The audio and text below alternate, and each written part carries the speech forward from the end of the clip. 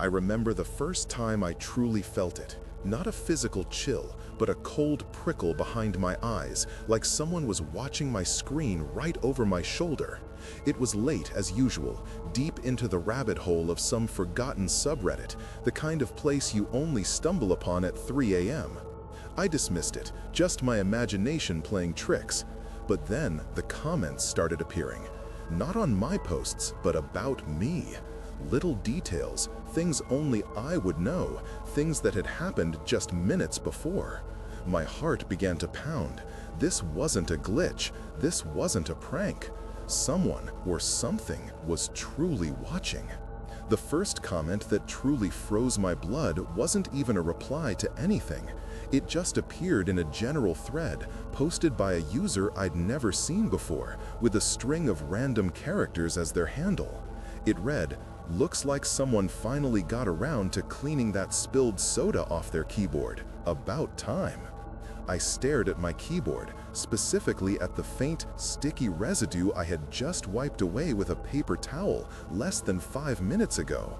My hand trembled, hovering over the mouse. Then another one, from a different user, popped up. Still rocking those dinosaur pajamas, huh? Classic. I instinctively glanced down at my faded flannel PJs, the ones with tiny T-Rexes on them that I wore almost every night. How could they know? Panic started to claw at my throat. I refreshed the page frantically, thinking it was some elaborate coordinated trolling, but the comments remained. I clicked on the user profiles, empty, 0 posts, 0 karma, created moments before their comments appeared. Bots? But what kind of bot could see into my apartment? I pulled up my privacy settings, my router logs, anything I could think of. My webcam was off, covered with a piece of tape. My microphone was muted. There was no way. Yet the stream of invasive observations continued, each one a cold digital finger tracing lines across my skin. Thinking about that leftover pizza, aren't you? I had just opened the fridge door to look at it. Don't worry, the cat's fine, just sleeping under the bed. My cat was, indeed, sleeping under the bed. My breathing grew shallow, my heart hammering against my ribs like a trapped bird. I felt a visceral urge to disconnect, to rip the Ethernet cable from the wall, but a morbid fascination, a terror-fueled curiosity, held me captive. I scrolled faster, the comments a relentless, suffocating tide. They weren't just observing now, they were reacting to my own reactions. Look at him, he's scared. Good. He's checking the windows again. Pointless.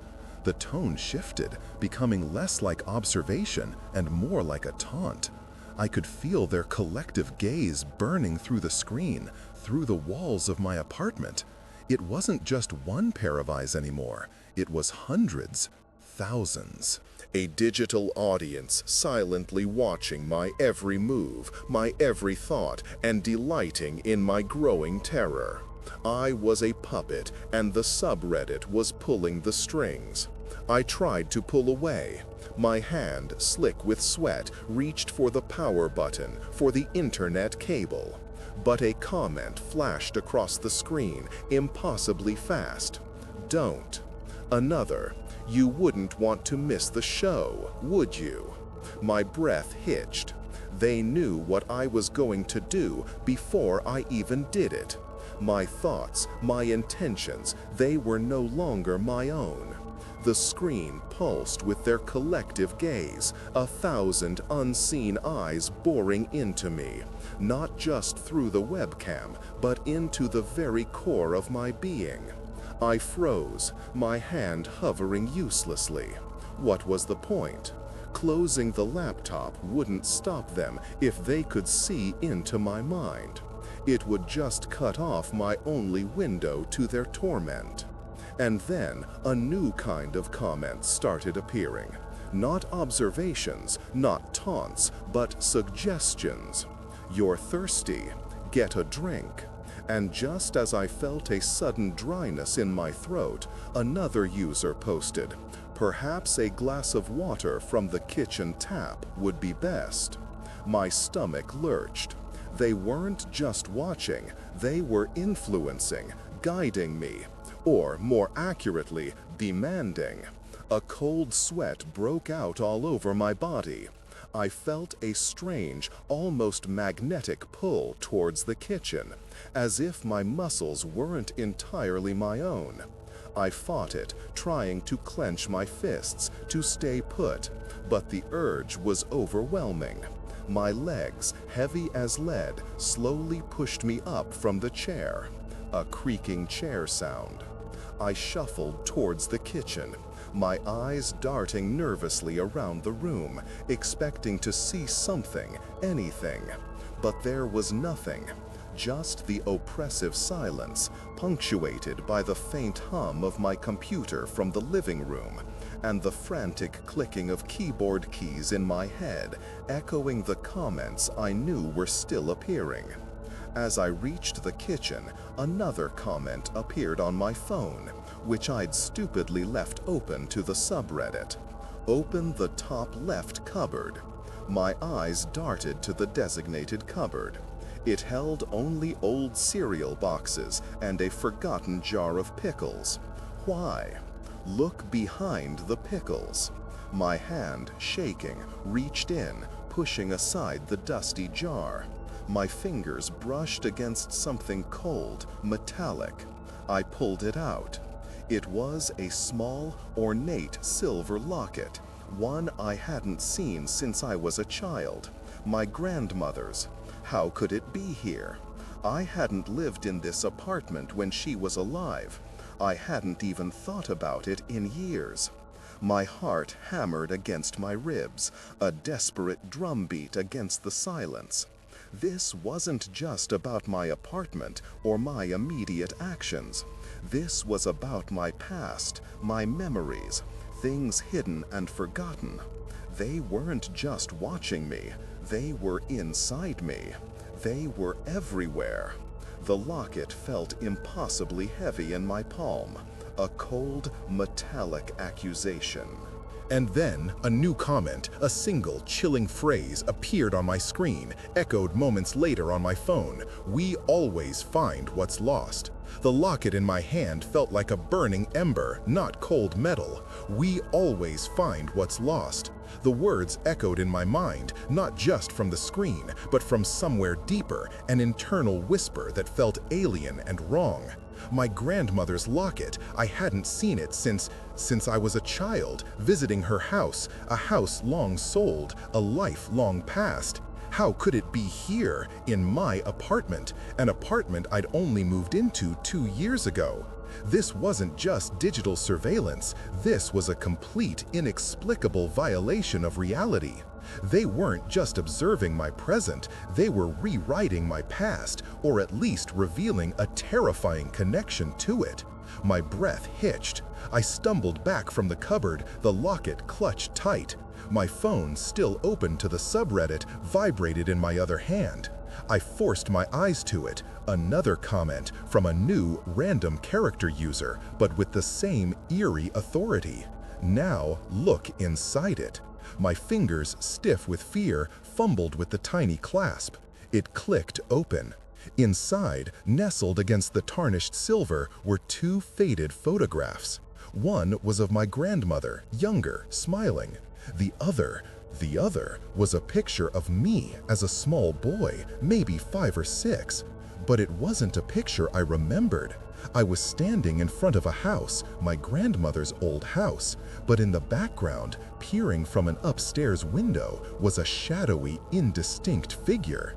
It looked almost digital, blurry, like a pixelated face. A chill, colder than any I had felt before, seeped into my bones. Recognize him? Another comment appeared, this time referring to the figure in the window. My mind reeled. Recognize him? I didn't even recognize the photo. This wasn't just a lost object, it was a lost memory, warped and twisted. The implication was horrifying. They weren't just finding things I'd lost, they were showing me things I never knew were missing, things that perhaps should have stayed lost.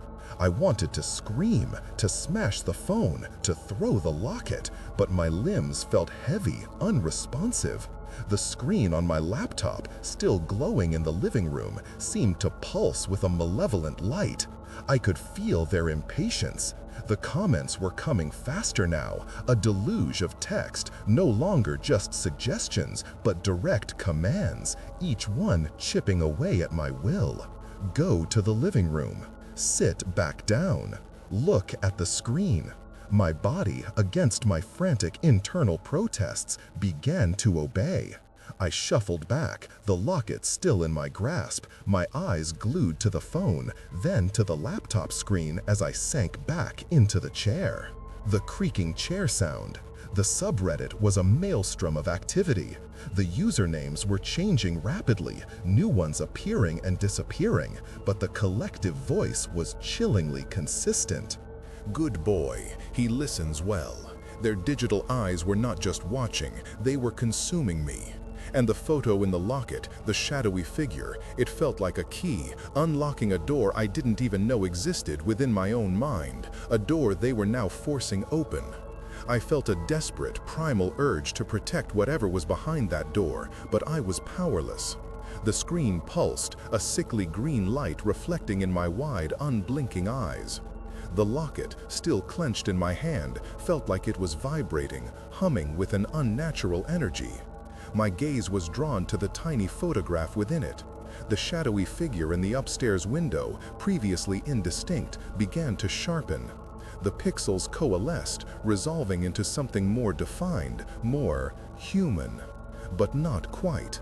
Its features were long, stretched, its eyes like twin pinpricks of pure malice. And it was staring directly at me, not at the child in the photo, but at me, here, now. A cold dread, unlike anything I'd ever known, seized my entire being. It wasn't just a figure in a picture, it was a gaze, a presence, burning through the faded emulsion, through the silver locket, right into my soul. The comments on the screen were a blur now, but one phrase, huge and bold, seemed to materialize, hovering above the rest. He's been waiting. My head snapped up, my eyes darting from the locket to the laptop screen, then back again. The figure in the photo had changed. Its mouth, a thin, jagged line, was now open, a silent scream, or a silent laugh. And then, impossibly, it moved. Just a flicker, a subtle shift in its posture, as if it were leaning forward, pressing against the glass of the window in the photograph. My breath caught in my throat, a strangled gasp that died before it could escape. The door, in my mind, didn't just open, it shattered. A torrent of fragmented images, long buried, rushed in, overwhelming my senses. Not memories I'd lived, but memories that felt like they had been implanted. The same house, my grandmother's house, but always the same figure, always in the window. Not just in that one photograph, but in every forgotten corner of my childhood. It wasn't a lost memory, it was a forgotten constant, a shadow that had always been there, just beyond my perception. And the subreddit, their collective voice, became a single deafening roar in my head. We found him. We always find what's lost. We brought him back to you. The figure in the locket's photo was no longer just a figure. It was a conduit. It was him. And he was no longer confined to the photograph. The screen of my laptop began to ripple, distorting the subreddit feed into a swirling vortex of static and black. From the center of that digital maelstrom, a long, skeletal hand, impossibly thin, began to emerge, stretching towards me, its fingers twitching, hungry. My own hand, still clutching the locket, felt like it was being pulled forward, drawn into the terrifying digital void, into the waiting grasp of the entity that had been watching me, not just for hours, but for my entire life. I couldn't scream, I couldn't move. I was nothing but an audience for my own undoing, and the subreddit watched. My hand was pulled forward, not into the screen, but through it. I felt a cold, electric shock, then a profound emptiness. There was no pain, no struggle, just a sudden, all-encompassing connection.